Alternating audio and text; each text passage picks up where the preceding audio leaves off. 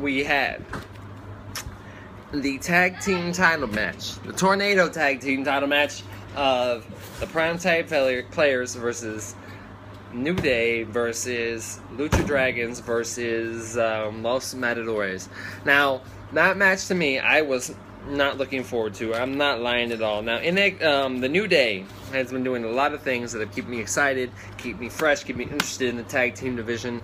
Mostly the tag team division has dropped off for me, but the New Day has kept me entertained from week to week, and I wished nothing more than them to receive their titles back today at this event, which made me going, New Day rocks, New Day rocks, and exactly, they did not disappoint. It was a great matchup. It was a great showing from all four teams, and of course, New Day took it. The celebration dance at the end, classic.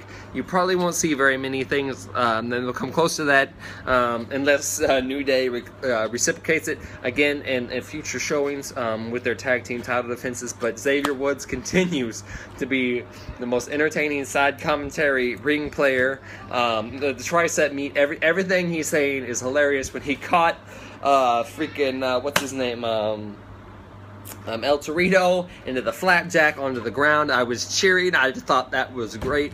Everything that these four teams did to make a bout that most people were not excited for, a very memorable bout. It was great. I was glad that the New Day walked away once again as the tag team champs, the two-time tag team champs. New Day, congratulations to y'all. It was a great matchup. I thoroughly enjoyed it. Next up, we have Rusev and Ziggler, which was another match that it was like I picked Rusev to win, but I really expected a non-finish, but I was expecting more non-finishes down the line, so therefore I called Rusev to win it. But really, I knew they were going to set up a match, a mixed tag match down the line, so it could have gone either way. Granted, it went that way. It was a no contest. Count out for both men. It was an okay match. Lana looked hot as shit. When did she not look hot as shit? But I still, me personally, not a big fan of the Lana Rusev split.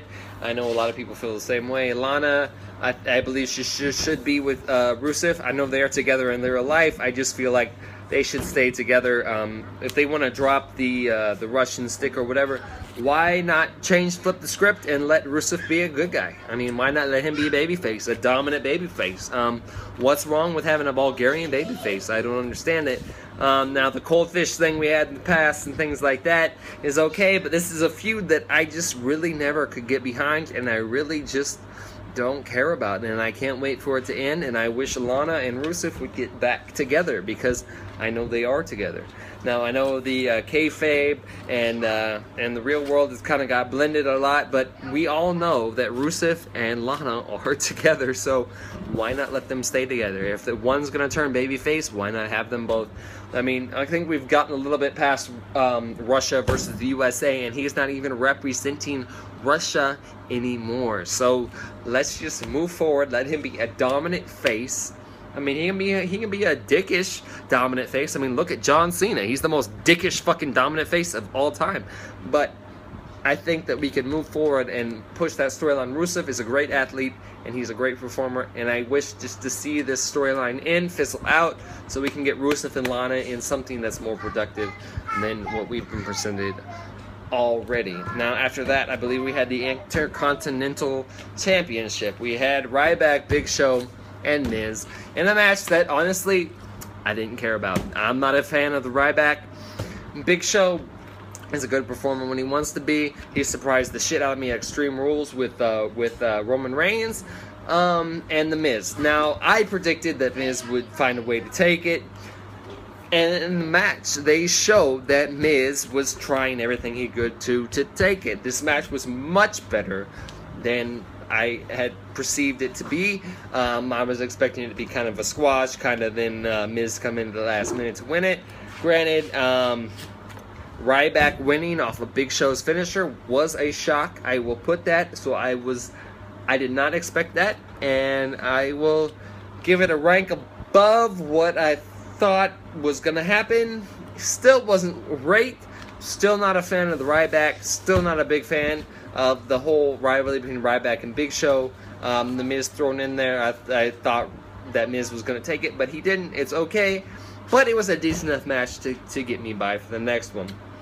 Next up, we have Wyatt family versus Roman Reigns and Dean Ambrose. This match, to me, loved the new hoodie by Bray Wyatt, which anybody on my Facebook can see because I said, where can I get this hoodie? Anyway, the match itself was fun enough. It was reminiscent of the Shield versus the Wyatt family from back in the day, except without Seth Rollins and Eric Rowan, which the only person you're really missing is Seth Rollins. Let's be honest. It was a good match. I called the Wyatts because I expected a heel turn or interference from somebody down the line, which never happened. So therefore, since it didn't happen, of course, the babyfaces won. That's the way wrestling goes. If it's a clean-up match, your babyface is going to win every time. Therefore, I'm not knocking the match. The match was solid. It was a good match. So, move on from there. After this, we have what I call match of the night. John Cena, Seth Rollins, title for title. That match, flawless. I don't care what anybody says. You think the finish was screwy? You think anything like that? Look, the match was perfect. The match was flawless. You saw Seth Rollins wrestling babyface against John Cena and taking him to the limit, winning. Now, granted, I feel, even in the story perspective, you could have let Seth Rollins win, no problem, over that match. Yes, he had the whatever finish and the referee was knocked out. Okay, you could have had it come back. Seth Rollins could have came in, done another move. But guess what? Seth Rollins is a heel. Seth Rollins is the best heel y'all have seen in years. So therefore, Seth Rollins cannot win clean. Now, you have Jon Stewart, celebrity guest host, who, of course, did the swerve. Oh my God, a celebrity did a swerve. Celebrities have been doing swerves for years. You can't tell me that you didn't see a celeb swerve coming.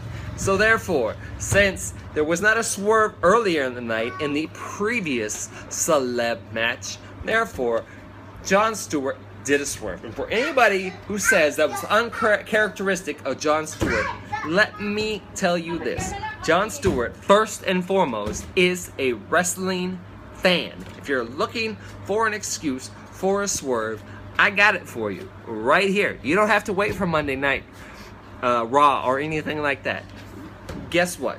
Okay, Jon Stewart is a wrestling fan, established so much when he wanted to confront Brock Lesnar for the streak being broken or whatever. Okay, Jon Stewart respects Ric Flair's 16-time World Heavyweight Championships. You got that? 16 times. I respect Ric Flair's 16-time World Championship victories. Now, John Cena, they claim, is a 15-time world champion. He wins that title one more time. He is tied with Ric Flair, one of the greatest of all times, World Heavyweight Championships. I'm going to tell you what I see wrong with that. The problem that I have with people claiming that John Cena has won 15 times is the fact that he has had 2 active world championship titles during the duration of his career. So therefore, count 1 title, don't count 2. Therefore, he does not have 15 times. So if you're going to give him the 1 extra title to make 16, that doesn't count. Can I help you, babe?